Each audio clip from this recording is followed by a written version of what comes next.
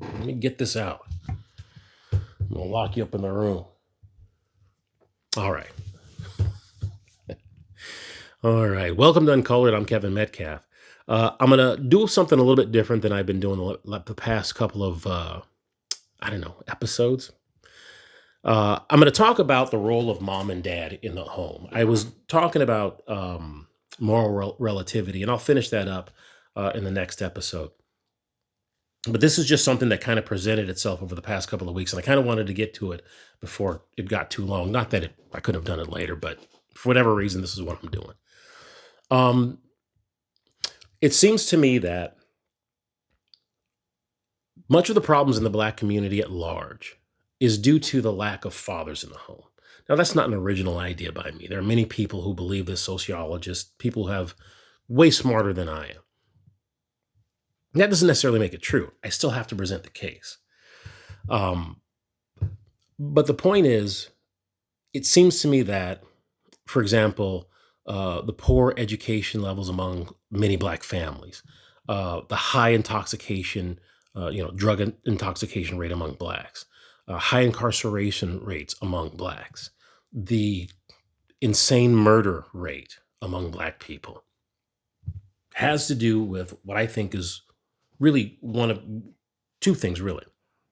The first is to turn from having God at the center of the Black family and moving to the government and political processes and political power as somehow the savior of people. I think this happened back in the 20s and 30s and 40s before the Civil Rights Movement. I think the Civil Rights Movement is what really solidified Blacks into glomming on to or thinking that political power is somehow the way to fix the problems in the Black community. But I think it also had to do with people like W.B. Du Bois, who spent time in Europe with these philosophies of Marx and Darwin and people like that, people who were basically in that time in Europe in the 20s were trying to construct a way of understanding reality apart from God, which previously had been the way to understand reality. And I think all of those things, conspire together to get specifically the Black family from understanding the important role that fathers played in the home. Because today you hear, all these ideologies, these secular ideologies saying that, women can do it alone and you don't need the man and masculinity is toxic and all that nonsense. The fact of the matter is that you need both a mother and a father to raise children properly, in my opinion. And this is why. And this is a first idea conversation. If you're a second idea person, you probably don't care and you can tune out. But if you're a first idea person, this should make sense to you. That mom and dad represent God in the family. The mom represents God's unconditional love and his constant affirmation of us, our value as human beings. That's what the mom represents. The dad, on the other hand, represents the judgment of God. Now, that's not all there is to God, but specifically these two ideas, I think, are very important in the structure of a family with the mom and the dad. Now, when I say judgment, I'm not saying that, dad's got to come down hard on you when you mess up. That's what a lot of people think judgment is, but that's not necessarily what judgment is. What judgment is it says, in the context of a family, is whatever you are, these are the options that are waiting for you out in the real world. And if you're this kind of a person, then these are the options that are waiting for you out in the world. Now, if you're this kind of person, the options that are waiting for you, you may not like. But if that's who you're going to be, that's the options that are going to be waiting for you out in the world. That's the judgment for you. But if you're a different kind of person, you're studying hard, you're conscientious, you're honest in your dealings with other people, there's going to be some different options waiting for you out there in the world, options you might like better than if you're not that kind of a person. Okay? It's a father's job to help their children recognize that. that there's a world out there that does not love them, even though that's what they probably will hear sometimes, that will exact from them what they are due in the world. I didn't quite say that right. But what I mean is they're going to mete out that punishment in the world. And you can avoid it for a certain amount of time. There are institutions that will, pretend that they're going to protect you from the realities, but eventually it's going to get you.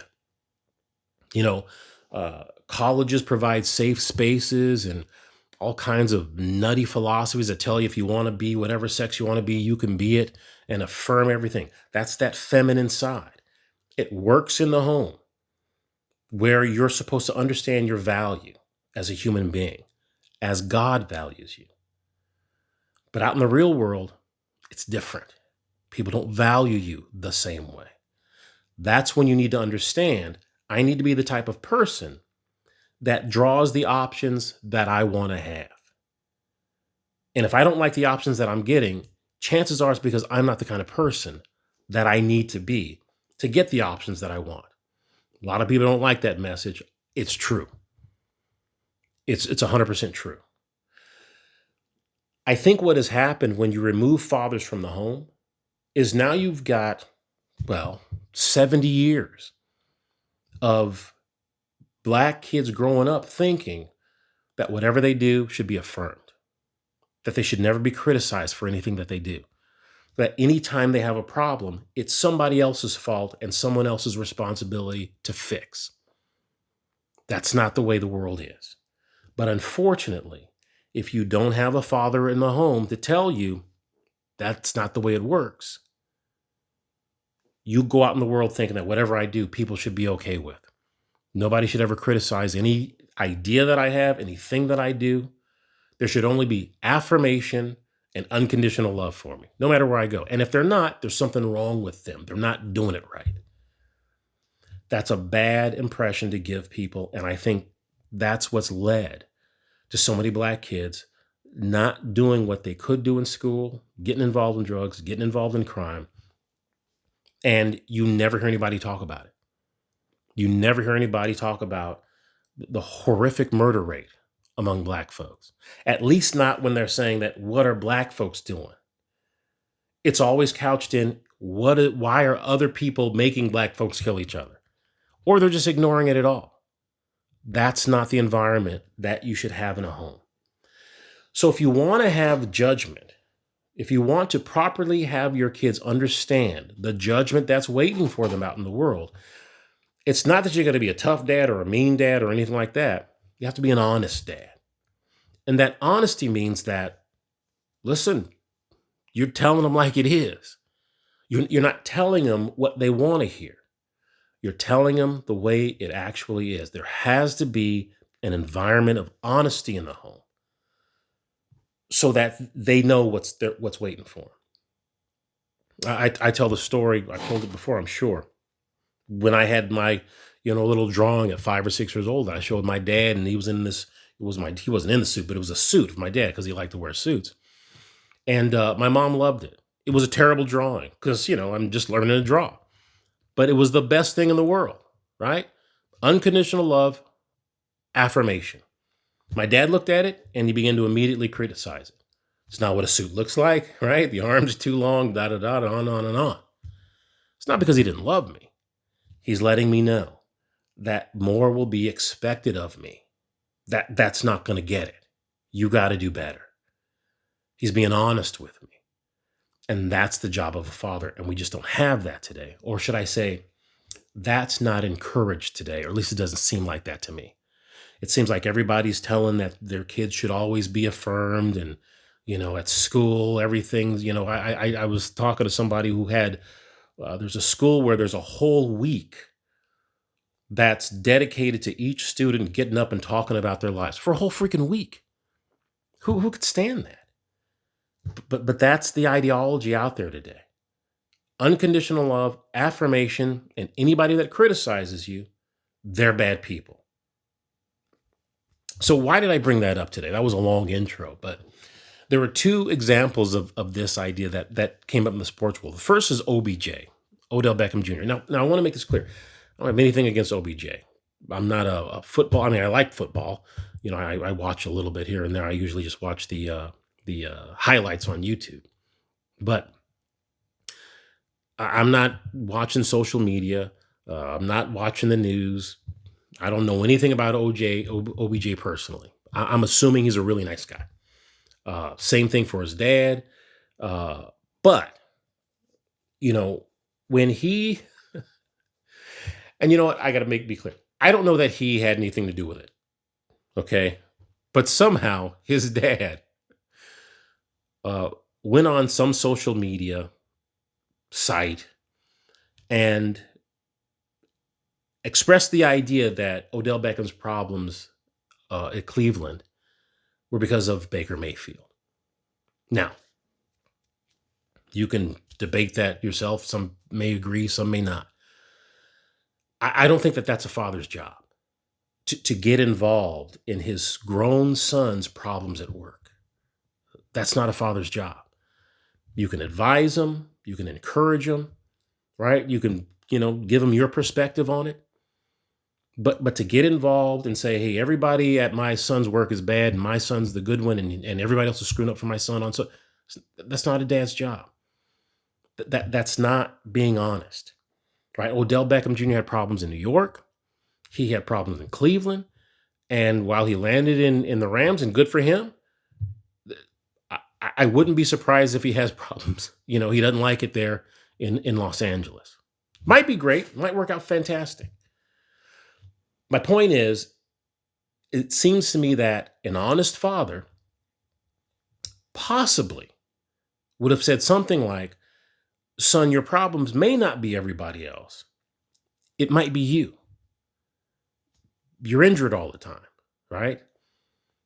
Maybe, you working out in LA when everybody else is in Cleveland. Maybe you want to work out in Cleveland with your teammates. Things like that. Possibly.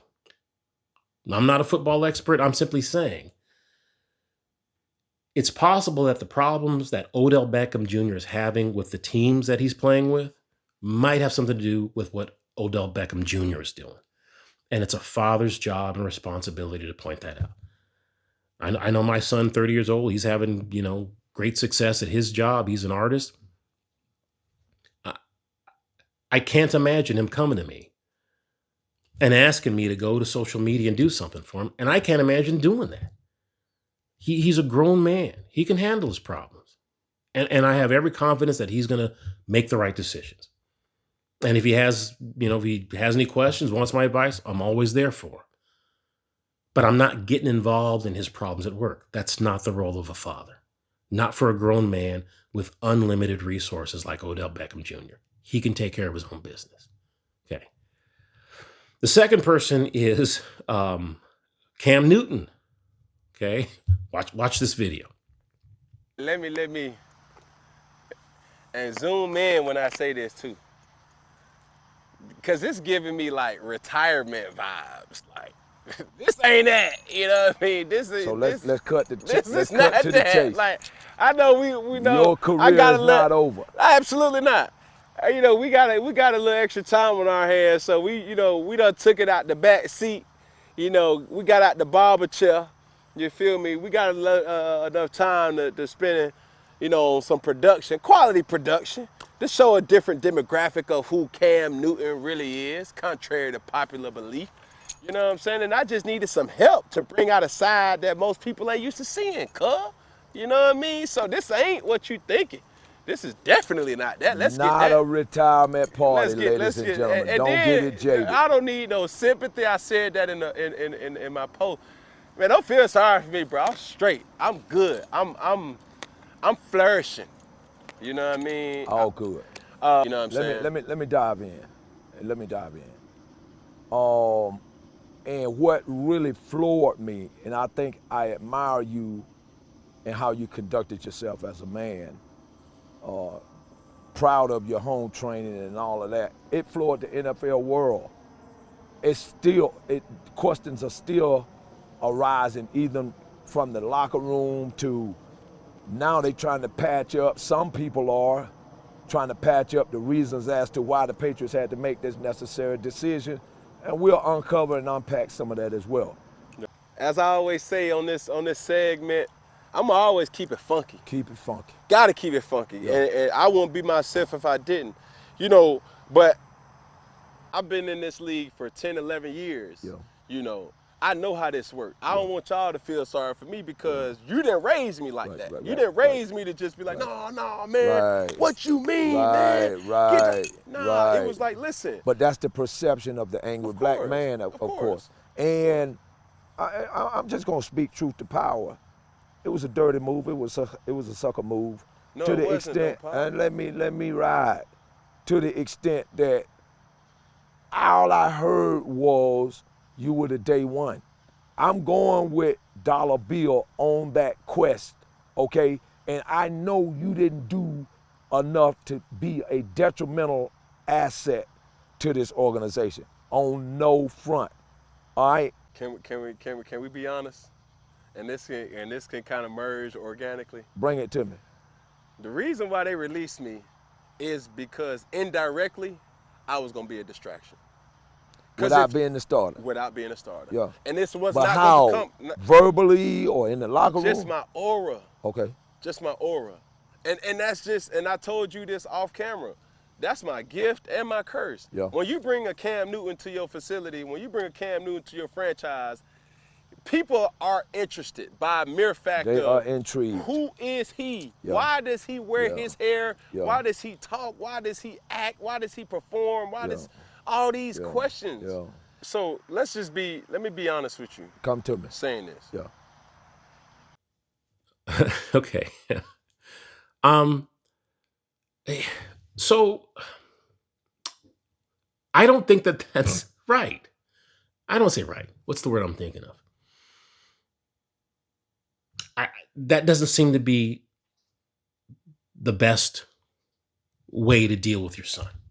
Again, Cam Newton is a grown man. I think he said it for himself. You don't need to feel sorry for him. He's going to be fine. I don't think that it's dad's job or the dad's proper role to sit there and help decorate his son's fantasies about himself. It may not be totally accurate that the reason why Cam Newton doesn't have a job in NFL, or at least didn't at the time of the video, was because he had just a wonderful, incredible personality. I mean, that might not be the only thing. He does. But that might not be why he wasn't playing in the NFL at the time he shot that video. It might be because Cam Newton 2021 isn't Cam Newton 2015, who was probably the best quarterback that year. He's not that guy anymore. His skills have diminished. And it seems like that's dad's job, not to sit there next to him and egg him on like he's preaching in church and he's sitting in the pews. You have to tell your son, you might want to tone it down a little bit, because you're right. Nobody wants somebody all flamboyant sitting on a bench holding a clipboard. If you want more teams to look for you for your talents, which are still good. Listen, he's with Carolina now? He's a good quarterback. But, he's not great anymore. And it doesn't seem like Cam seems to understand that. Maybe he does. Again, I don't know Cam. But just going from that video, I don't know if he gets that he's just not the football player he was 4 or 5 years ago. But it's dad's job to make that clear to him. Love you, son, but you're not 2015 Cam anymore. You're probably a pretty good starter for a lot of teams, but you can't run like you used to. Don't throw the ball like you used to. You're a little different player now, and you need to adjust, not just your play style, but your attitude about yourself. At least that's what I would have said to my son. Love you, but you got to change a little bit about how you think about yourself.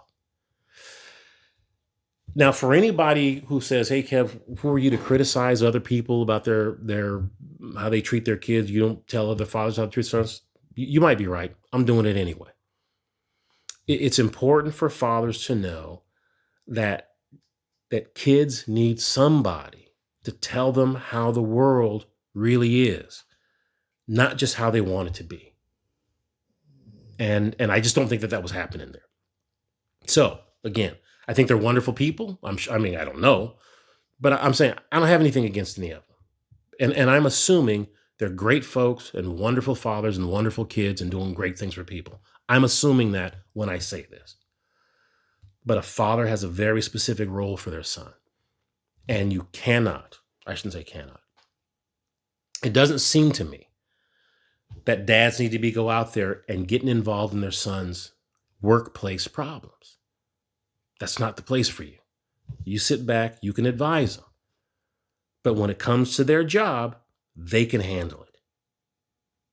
Or at least they should be able to handle it.